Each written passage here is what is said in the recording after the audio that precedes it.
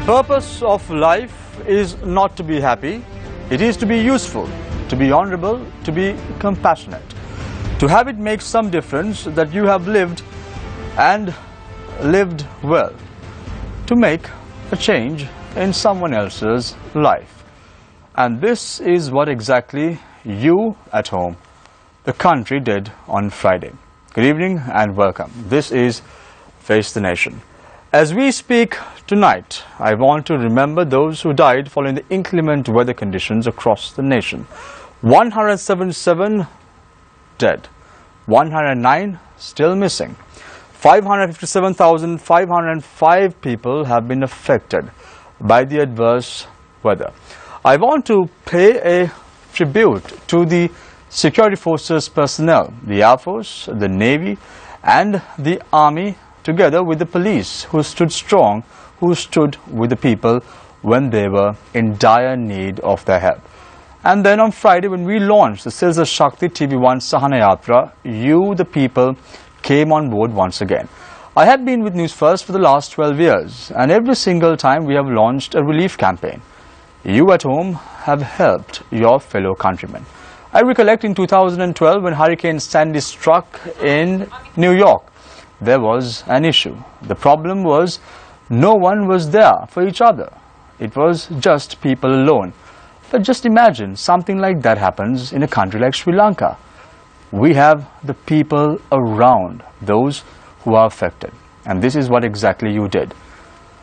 I want to start tonight's show with a very simple message.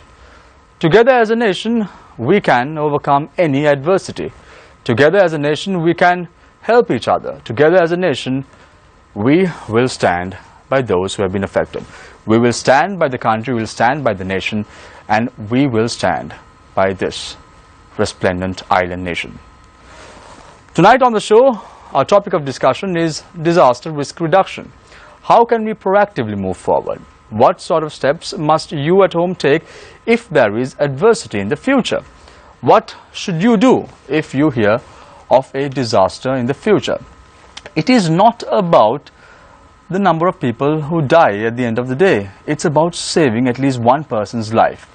And that is the ethos, that is the very foundation of this media network as well. So let me introduce our guests this evening. Starting off, we have this evening Rear Admiral Pial De Silva, Director General Operations, Sri Lanka Navy. Thank you very much, sir, for joining us this evening on the show. Also joining us this evening is Major General Mano Pereira, retired. He was a well-known face during the media by the landslides, did a lot of work. Thank you very much, sir, for joining us this evening as well. Also joining us this evening is Group Captain, retired, Mr. Firzan Hashim, Country Director of APAT Sri Lanka. Nice to have you on board as well, Mr. Hashim. Thank you very much for joining us, the three gentlemen representing the forces of this island nation. Also joining us this evening would be approximately at around 10 p.m. Today is Group Captain Gihan Senirapna, Air Force spokesperson. He just called us and said that he was busy with some work. We don't want to disturb him, but we are expecting his arrival approximately at around 10 p.m. this evening. So let's start off tonight's show with retired Group Captain Mr. Firzan Hashim, Country Director of APAT Sri Lanka. Give us a situation update. What is the current forecast like? What is going to happen next? What is the situation right now in the country? Yes. In fact, in addition to what you did say, what the country is looking for is these 2 days of forecast, whether there would be rain, that is 29th and the 30th. If we do not have rain, I think we will move on to the recovery process. As at now, there is a requirement where the people who are still stranded, who had to be taken care of, and the other is that to see how many have lost their lives following the disaster, that is waiting for help, and to figure out how best we can minimize that losses in the future. Now, Mr. Hashim, with regard to the 109 people who are believed to be missing, what is the estimation like from an organization like a private entity that you are representing. What is the thought? Yes, this is the concern that we have in respect to the previous disasters. Within a very short period that we lost so many lives. And talking about the missing personnel, whilst we take a proper account of them, whether they are alive or not, it is important to figure out how come that we lost so many lives in such a short time in Sri Lanka. We have had quite a lot of disasters, and which seems to be cyclic, and to see how well we were prepared. And even if there were messages to evacuate, what are the preparedness processes for evacuation? Whether there is a location where people could go to. What we also saw during the air reconnaissance we did the following day was massive inundation. Even if you had to move to a location, where would you move to? And even if you did move, that place too would have been inundated. So the concern is about how many more losses that we would have to incur in the future. Now, we've seen something of this sort taking place last year during the same period, but the areas that were affected were a bit different. Do you think that we were not prepared enough to face this monsoon this time around? To be fair too, even if you look at the last year's scenario, it was about urban flooding, something that was new to us, though we have had gone through quite a lot of other disasters in the rural areas. But the intensity of rain that we received on that particular day, or that particular night, it was very different as opposed to what we have had in the last few years. It would be good to figure out when did we have that amount of rain last, and to see how did we respond to that. Even when you look at the aerial view of what actually had occurred the following day, the amount of water which had reached levels where people would have no way of evacuating, even if you had given them enough time, a day's time. Even if you had a day's time, if you did move out, where would you move out? All those areas were inundated. So in comparison, what I would see is that in an urban area you have a place to go. You would find so many other locations or buildings that you could go up to, but in these flat locations, areas, there is no way that even if you could get away, that you would have a high-rise location or buildings that you could go up to. Thank you very much, Mr. Faizan Hashim. He's also a retired group captain, country director of APAD, Sri Lanka. I now move my attention to Rear Admiral P.L. De Silva, Director General Operations, Sri Lanka Navy. First of all, Mr. De Silva, hats off to the Navy. A wonderful job. Many organizations who were providing relief were able to get to most parts of the country thanks to the Navy. 6 districts have been affected. Your boats, your personnel have been deployed in all 6 districts that have been affected. What is the situation like right now? Have you all been able to reach every nook and cranny in the flood affected areas? Usually in any flood situation, Sri Lanka Navy is the first responder to reach the location and give whatever possible assistance to rescue people and provide the relief that they require. So 6 districts have been affected this time, and we were able to provide our assistance swiftly to all the districts when necessary. When it comes to reaching the locations, Ms. De Silva, have your organization, has the Navy been able to reach to every house in the affected areas to see whether there are survivors in these locations in question? It's very difficult to reach every house in a flood situation, but our troops deployed on ground somehow go to the location that are feasible to reach and rescue people. In certain the visuals you would have seen some people creeping through the very tiny gaps of the houses and rescuing people and bringing them to safe location in order to have some kind of safety for them. Ms. De Silva, it's quite surprising to see on certain instances even when evacuation alarms have been brought to the notice of the residents, they still don't move from their houses. Why is that? That's a very common phenomenon in Sri Lanka. People do not want to leave until they feel that the water level is really going up. Therefore, they don't leave the house.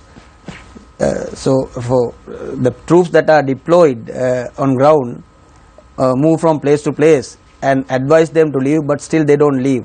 So, when they realize that their life is in really threat only, they tend to leave. Mr. Silva, when it comes to individuals, what must they really do when they hear of a flooding in a particular area? Or let's say they're stranded in a particular location, how can they reach even the Navy or any helping organization? Let's say electricity has been cut off completely, they don't have any access to phones.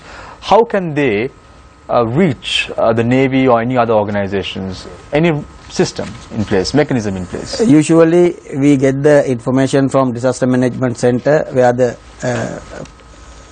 place affected, and then we plan our path to find the access to the affected location, and through that path we reach the location. We have experienced in the past and as well as in this particular incident where the access route is blocked by obstacles.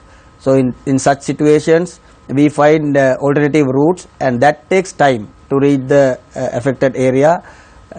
So somehow we managed to reach the location and provide the assistance. In certain occasions, Air Force has helped us immensely to airlift our boats to the required location and provide the assistance to the affected people. Ms. De Silva, let's say someone is stranded inside a house. Let's say there's no way that he or she can tell the authorities over the phone that they are stuck inside the house. How can they inform the authorities? Is there any particular way can they use some sort of signal to tell that they are stuck in this particular location? What must they really do? In fact, it is the common sense that they can use. If they create any kind of smoke or whatever possible signal that they could make would be detected by the Navy patrolling in that area for the rescue mission, and by looking at the distress signal they would respond immediately. So it's very difficult to go from house to house and rescue people, but our people try their level best to reach even the places that are not accessible by boat to reach the location and rescue the people. Thank you very much, Rear Admiral Pial De Silva, Director General Operations, Sri Lanka Navy. So what is important to understand is the fact that if you are stranded in a particular house and if there's a flood situation, you have to make a distress signal for the authorities to detect you. One way is smoke. You can have a little bit of a small fire. Again, be very cautious, and then you can signal to the authorities that you are in a particular location, stranded and needing help. I now move my attention to Major General Mano Pereira, who was very instrumental as far as the media by the landslide was concerned. You were in the spotlight at that time. I want to pose a question to you. I may be a little bit pessimistic here, Mr. Pereira, but there are 109 people missing. You saw the media by the landslide as well. And one of the assumptions that were made was those who were missing are presumed dead. Now you have 109 people missing. What is your estimation like? Well, the situation is slightly different. That was one location, and we could estimate the damage, the extent of damage, and also although I said that we declared them dead, not exactly. We had to continue with our relief operations as far as possible, and only at a stage when we could confirm that there was no more possibility for them to survive, we decided, with the consent of the families and those of that particular village, to declare them as dead. But then there is also another process that is involved in that, which is part of civil administration. There is a element called SOCO in the police. You would have seen vehicles with SOCO, that is scene of crime officials. they have to be present on those locations. They have to give us the green light to declare somebody dead. And even if a corpse is found, it is they who will identify and take the necessary legal action to prevent or to make sure that it is within the legal framework that to declare them as dead or missing. So there is a process that is involved. Mr. Pereira, you said that this situation is different to the situation that we're experiencing right now. Yeah. Because it is not one location, there are 6 districts that have been affected. What is your presumption like as far as the number of dead are concerned? Do you think that there's a possibility for this number to increase further, or do you think that the authorities will be able to find these people stranded at their residences? What do you think? Yes. Now this involves different kinds of hydrometeorological disasters. There is landslide, there are mudslides, there is floods, and sometimes maybe flash floods where people get washed away, and drowning due to inundation, marooning of people. So it's a vast majority of incidents that we are considering as one particular activity right at the moment. So when a person is subjected to incident of that nature, or he becomes a victim of an incident of that nature, we'll have to study the situation and see whether there is any possibility for him to survive. It depends on the terrain around him, it depends on the conditions around him. If there is even a slight opportunity of him having a mode of survival, maybe an opportunity to breathe some food somewhere, to hang on to something, yes, then we can't declare him dead just because the area is marooned, or just because the people say no, he cannot be recovered. So it has always been the focus and the aim of the security forces to try their ultimate best to recover the person and to carry on with the relief operations, the rescue operation, till the very last moment. Mr. Pereira, before I move to Group Captain Gyan Senratne, Air Force spokesperson who just arrived, do you think that we were well prepared to face this monsoon, this situation? Let me tell you, if we study the disaster profile of Sri Lanka, there are proven facts, there are facts that have been published by authentic sources, that since 2006, the number of disasters that have been occurring for a year has increased more than threefold, more than fourfold. So obviously, we have seen the results of that over the past years. Since 2006, the intensity of disasters setting in, whether it's drought, whether it's cyclonic storms, gale force winds, floods, rains, landslides, all these are disasters. A disaster is defined when that particular community which is affected by the disaster is unable to cope with it within the resources that are available to them. So when it comes to a situation of that nature, well, the country should have known, the respective authorities should have been aware that this was setting in. And you would say that proactive action should have been taken by the authorities? We were talking about disaster risk reduction. Disaster risk reduction also involves various factors, and that is, the first and foremost is identifying the vulnerability. And then you raised the question as to why people did not leave. When you assess vulnerability, there are some salient factors that you have to consider. That is, where do people live? Why do people live there? Where do people live? That's the location that they are living. Why do they live there? There is a reason for that. Maybe their livelihoods are dependent on the particular location. Maybe the habitats are close to the mode of communication. There is a specific reason as to why they are living in that particular place. And then, how do they make a living? These are all connected to the level of vulnerability that a society can be exposed to. And then what is important for them to protect? When the livelihoods are threatened, when the sources of livelihoods are threatened, not only them, even you and I would think twice of leaving it and going. They have, taking the example of Media Badda, there were a lot of feedback from authorities saying that they informed them well ahead. Definitely yes.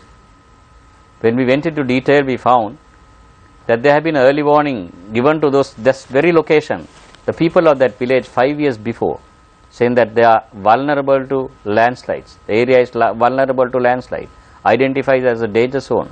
They were given alternate housing, locations for alternate housing, assistance. But then, because their livelihoods were dependent on that particular area, connected to the estates and the surrounding, they did not move out. They remain. Thank you very much, Major General Manopher. Some interesting thoughts indeed. When you're looking and figuring out why people are stranded in particular locations, one thing has to be taken into account: what is their livelihood? Why are they living in that particular location? Are some important things that have to be kept in mind.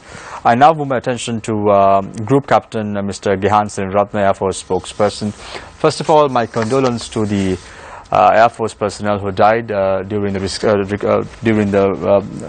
rescue operations that took place as far as the inclement weather conditions were concerned during the last few days. My condolences to the Air Force as well as the family of the deceased Air Force personnel. Coming back to some bolts and nuts with regard to what happened this morning, the crash of the Mi-17 helicopter. Tell us, make us a bit cognizant about what exactly happened.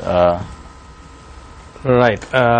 First and foremost, let me say that we would refrain from using the word crash. Okay. It was not a crash, it was actually a forced landing. And what happened this morning was that the helicopter was approaching the Baddagama area. It was carrying fresh food and dry rations to be given to the people affected in that area.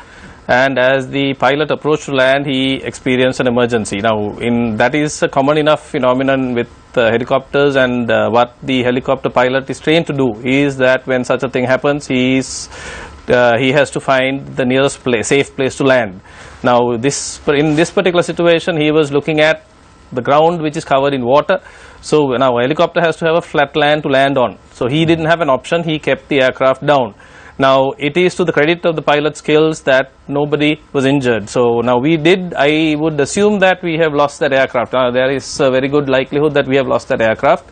The extent of damage may be fairly bad, and with the water situation as it is, we are not able to determine the exact nature of the damage. And as to the exact cause of the damage, again, we are not able to determine that at this stage in time. However, what did happen was actually a very good illustration of the dangers that are involved in situations like this. Now, these are the dangers that these pilots are trained to handle, and again, something that we take as part and parcel of what we do. So the aircraft experienced a failure. It landed. There was a 10-man crew on board, the 5 air crew and 5 Regiment Special Forces personnel who were part of the rescue team. They were all safe. So again, like I said, it's to the credit of the pilot who managed to set the aircraft down without further damage. Group Captain Srinratna, kudos to the team and the pilot who was in command at that time during the forced landing, as you did mention. What has been the role of the Air Force in this situation, in particular the last 6 days? Yeah, okay, let me start off by saying what the Air Force brings into this equation is what we call air power. Now, air power is what the Air Force of any nation exercises, and that see, air power has a number of characteristics that make it invaluable in situations like this. Now, air power, for instance, has the characteristic of speed. It has the characteristic of reach, both of which help us to do what maybe the other forces or the other personnel on ground and on the surface of the sea can do. See, we can reach where other people can't reach, and we can get to places faster because we use the medium of air. So that is what we bring, what the Air Force brings into the equation. So that in itself, now that again, now if you look at the most developed and the most resource abundant Air Force in the world is the US Air Force. Now, even the US Air Force, if you ask them, will tell you that they will never have enough resources or enough air power to deploy in a given situation. So it is very critical that whatever air power that we have in any country, that we direct it judiciously, that we use it judiciously. So it is that is the challenge of air power. So we have certain limited resources that have a great capacity for assistance in a situation like this, but it is never enough. So the idea is that we bring in reach and speed, and we also have to be mindful of the fact that reach and speed has to be employed or deployed where it is absolutely necessary. So there was a lot of speculation in the last few days about, some people, especially on ground, will say, okay, nobody helped us to get out of this place. We were in trouble. No, the Air Force didn't come. So that is a common enough allegation. But the fact of the matter is that, especially with the Air Force, now if you look at, if you have seen the visuals of the last few days, the commander of the Air Force himself took control of an aircraft in the last couple of days. He flew around. The idea again is that another characteristic of air power is that you can get a bird's eye view of the situation and get an idea, an overall picture of what is happening on ground.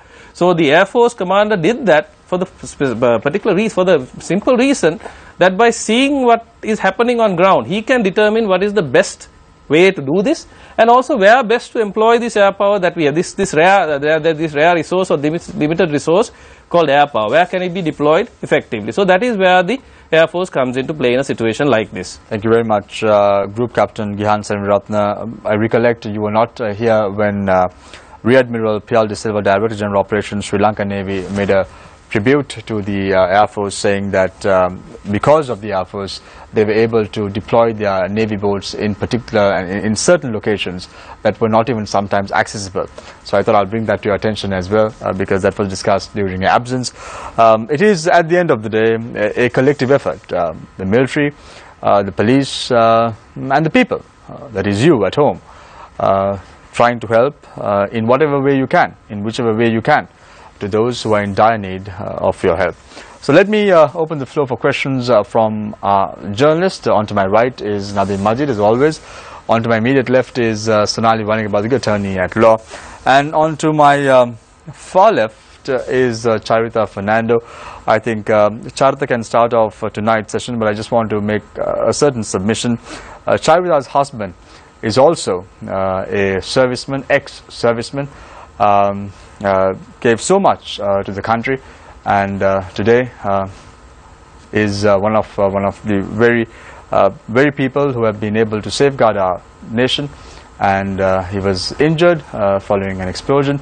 But at the end of the day, what is important is today you are safe at home because of individuals like them.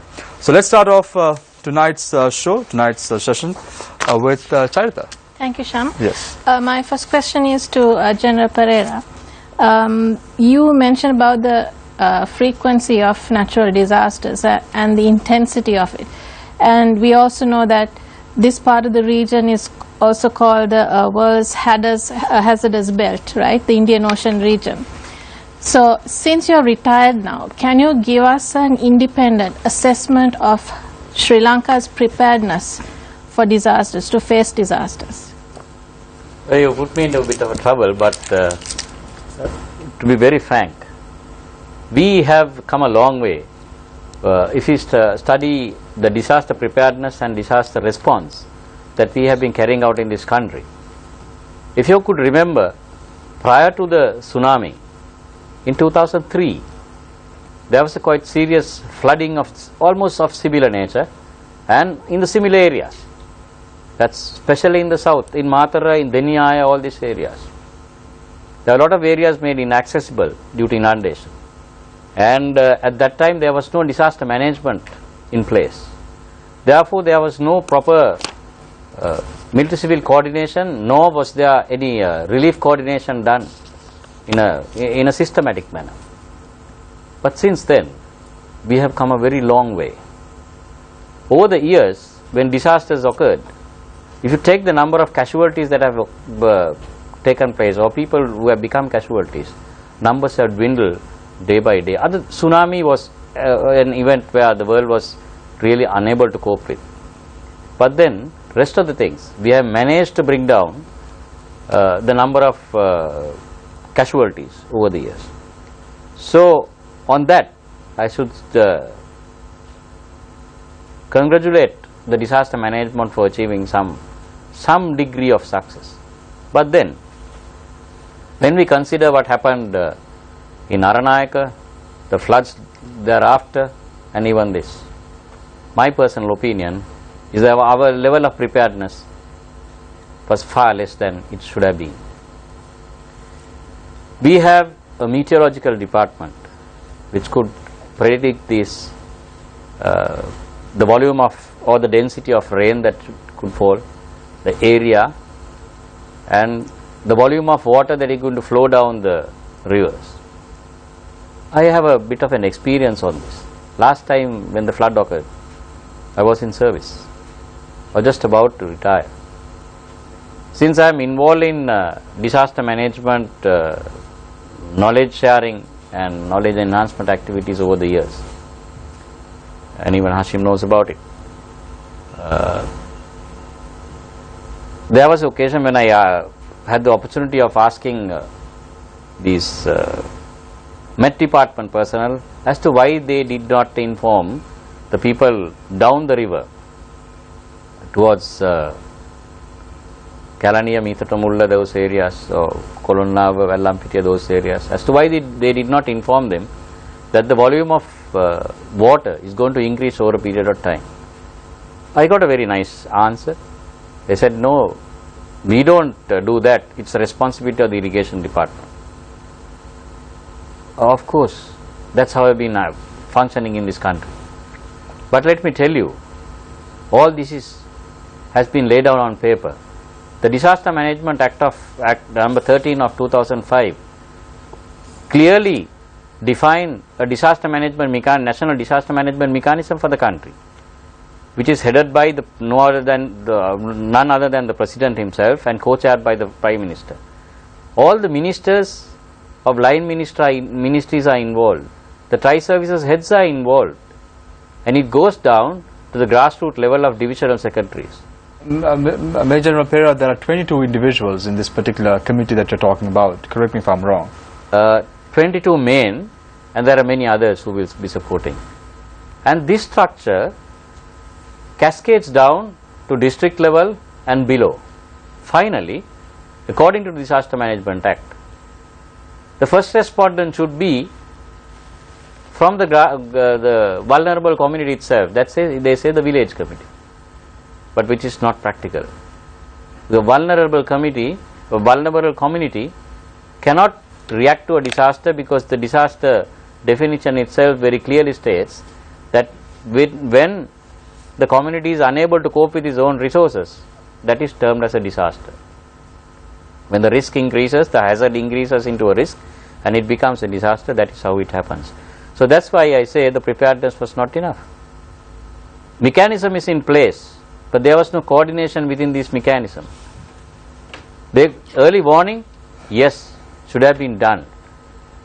Disaster management follows a cycle, which starts with the impact, then the response, which is normally in the world, it's the system in vogue. That's the nation's armies or the nation's militaries are the first respondent, because that's most well trained, well equipped. So General, where do you see the problem here? Now you said there's a lack of coordination, right? Exactly, that's where the problem is. Yeah, so how can you put it right? How do you suggest to put it right? Well, the little experience that I have in handling this type of disasters, the stakeholder management is the biggest problem today. There are a few reasons for that. Some of the stakeholders, especially the civil administration, they are empowered legally to carry out action, but they don't have the resources to do that. If you go down to the district level, under the district secretary, there are disaster management assistant directors, and that's about it. Whom is he going to use for early warning? Whom is he going to use for response? He has to come back to the military. How do you rate the use of technology, like SMS or internet? There are so many ways that you can get a message across. You've been involved in disaster management situations. What do you think of the public sector and the use of technology to disseminate information? I'm not sure whether you are aware. This early warning through messages is being carried out, but unfortunately I don't think it reaches the public. It reaches only those who are involved in disaster management. But this is a source that could be made available to everybody, because today the mobile communication, the resource that is available, is accessible to every individual. So that's the best source of communication available to us.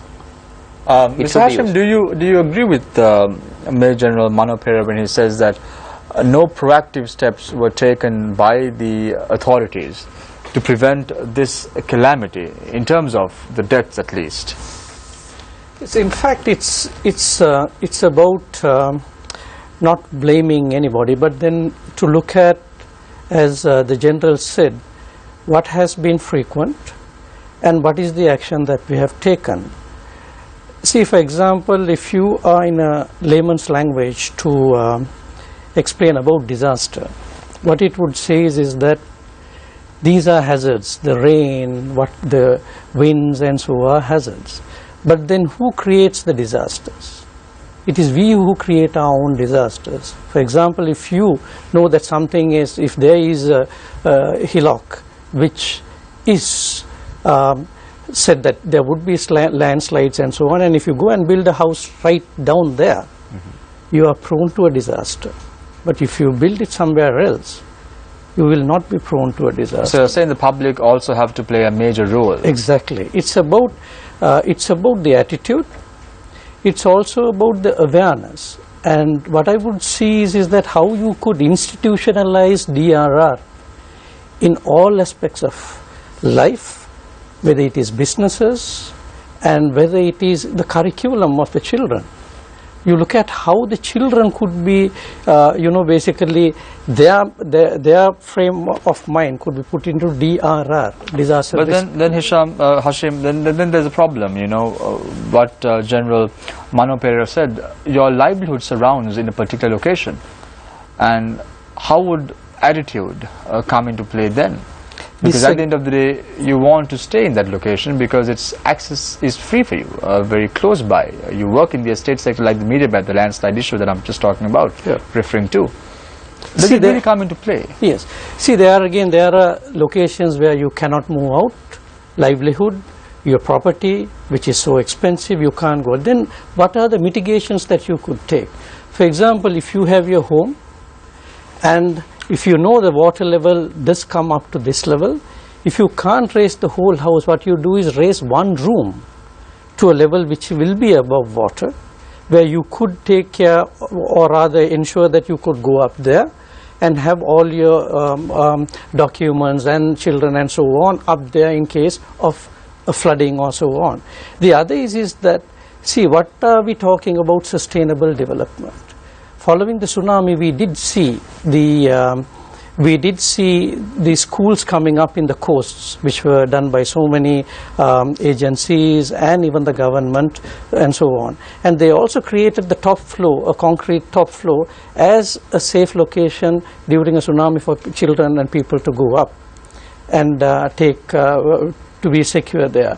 So in each of our construction, we should be looking at how best there is development, and that development to be sustainable, and not to look at see for the moment. And when you are talking about that, I would like to see what is the role of the authorities which do provide authority to build houses. We have different levels of authority, whether it is the provincial council or the district secretariat. How do they work together? And is DRR incorporated into this approval mechanism?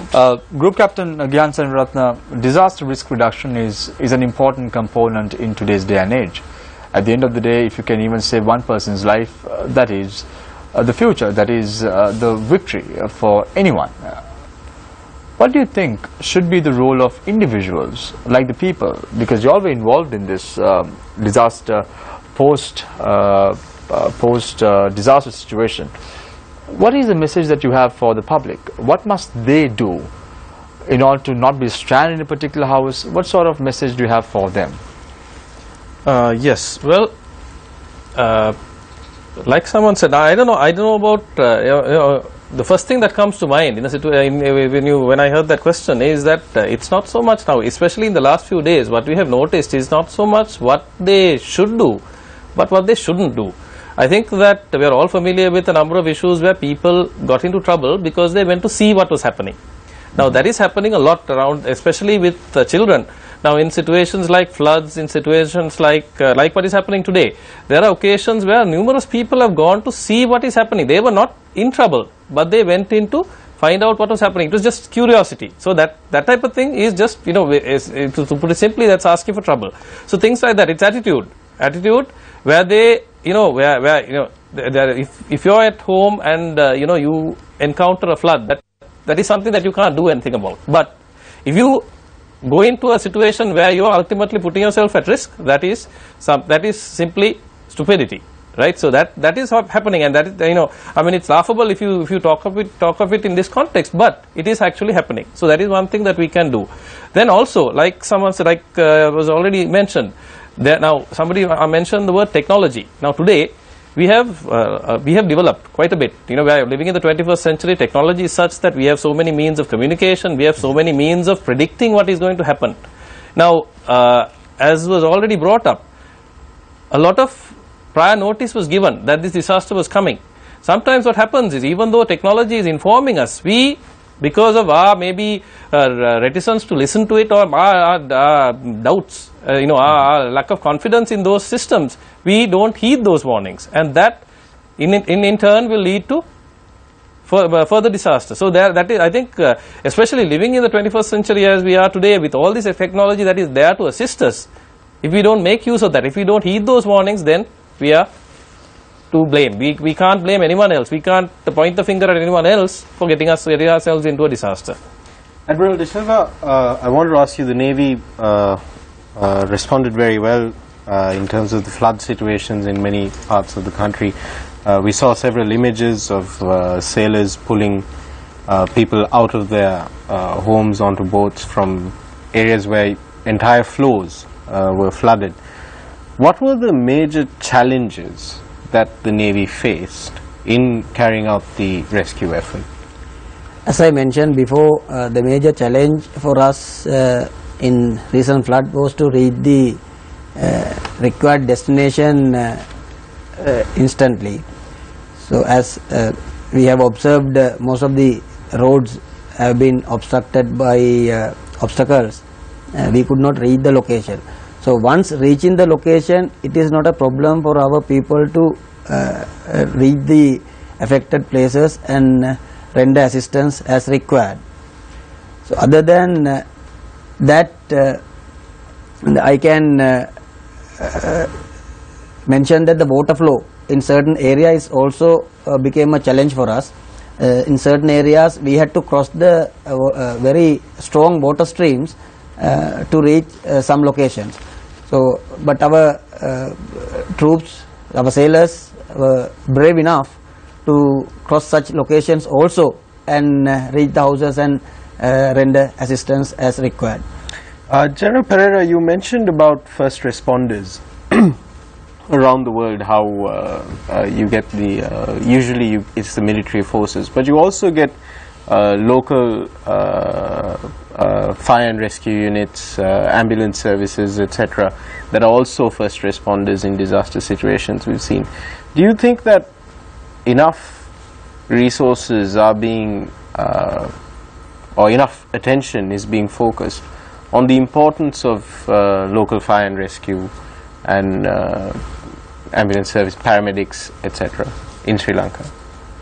Well, if you consider the standard of our fire and rescue, I think we have a little more distance to travel, distance to improve, a target to be achieved.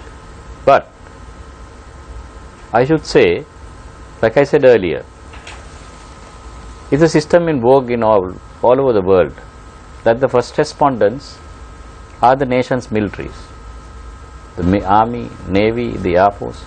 It's not something that is peculiar to us, even to the US or any other force, any other country. That is because These are people who belong to the government. They are paid by the government, trained by the government, kept by the government for this type of requirements. Who are the best contingency managers? The military, because that's their life. That's what they are paid for. That's what they are trained for. So that's why we say they are the first responders. But there is also another underlying factor which should not be overlooked. Disaster response is a specialist task. For those, the military cannot act. Military is definitely the first respondent, but as you said, fire and rescue is a specialized task. All military personnel cannot do that. Even rescue of personnel, every military personnel cannot do that. There is something called INSARAG training, which is part of UN standard of training, I should say in layman language. There are special teams that has to be trained for this, and there is a certain level of training that they have to achieve, and once they achieve that training, they have to be certified. Only then they can be sent into special or very serious disaster conditions for rescue. Otherwise, if every other soldier, every other airman, every other naval personnel is used for rescue, he wouldn't know as to how to rescue an injured person, how to rescue a person in a particular, under a particular situation, what the conditions are. So you need special training, all right. But then, as a bulk force, first responders always in the military, because if you are trying to gather somebody else, harness the resources from somewhere else, you have to pay money. It takes time. But these are resources that are available at any given time. You have logistics, you have communications, you have the manpower, you have the train card. Admiral De Silva, General Pereira spoke about the coordination and the efficiency that you see in the tri-services when it comes to being first responders. Earlier he also spoke about you don't tend to see that focus or that level of efficiency among local authorities. Can you give us some insight into how exactly the coordination works once the disaster situation is declared, once the Disaster Management Center gets in touch with, for example, the Navy? What's the process from there on? When the Disaster Management Center comes to know about the impending threat, they inform us through the Office of the Chief of Defence Staff, and for that we respond. The moment we get the information, we keep our area commanders informed about the threat and ask them to prepare themselves to respond swiftly to the disaster. As seafarers and Navy deploy vessels out at sea throughout the month, we are also very vigilant about the weather pattern. Therefore, sometimes before the Disaster Management Center informs us about the inclement weather, we come to know about the weather deterioration and keep our area commanders informed well in advance to be prepared. Then these respective areas follow the standard operation procedure in getting ready for the disaster, in preparing all the resources that are required to respond swiftly. Group Captain Sariratna, do you think that we have the right logistics? Because I'm well aware that the Mi-17 helicopters are used as a transport, a two-turbine transport helicopter. Do we have the logistics at the Air Force in a situation like this? Obviously, this is not the primary task of the Air Force to be transporting goods for the public in a disaster situation, but do you think we have the logistics on board right now in a situation like this to cope up? Okay, now if you look at it, if you ask us whether we have the logistics here, we can always have better logistics, definitely. But yes, I think that now the Mi-17, you explained, you refer to the Mi-17. Mi-17 is actually a medium utility helicopter. So they are by role defined to be used for utility. So utility means we can either transport troops, like we can transport it, we can actually use it, we can configure it for military use, or we can configure it to civilian use. So that is definitely a useful aircraft to have. The Bell 212, again, the workhorse of the Air Force. Before the Mi-17s came about, the Bell 212 was the one that was used for our air sea rescue. So all of that. So the in terms of the facilities, the equipment that we need, yes, we do have most of the equipment. And the other thing is that you know what you said about you know the Air Force does not have disaster management as its primary role. Yes, we do have it as a secondary role, and because it is not one of our primary role, we cannot acquire resources specifically designed for that. Now, especially in a country like ours where we don't have unlimited resources, that is not something that we can do. So it's a matter of adapting it. It's a matter of adapting what we have to the need that we have. And these aircraft, especially the Mi-17s, the Bell 212s, the Bell aircraft in general, are fairly adaptable. So I would say that we do have the resources. Yes, if we have more of these, we'd be happy. I think we'll be able to do a better job, but we'll never have enough. You know, at the end of the day, we will never have enough.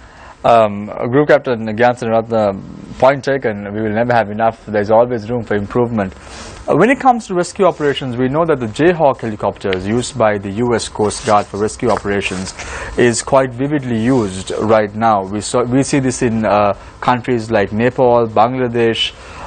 Do we have Jayhawk helicopters with us? No, we do not. Do you think that there is a need for us to purchase these helicopters in a situation where there are issues with rescue operations in a country like Sri Lanka at the moment, in particular? Right. Okay. Now, at some point in the past, I think this issue, I won't say specifically the Jayhawk, but I think the idea of buying aircraft or acquiring aircraft or air assets specifically for the role of disaster management was addressed.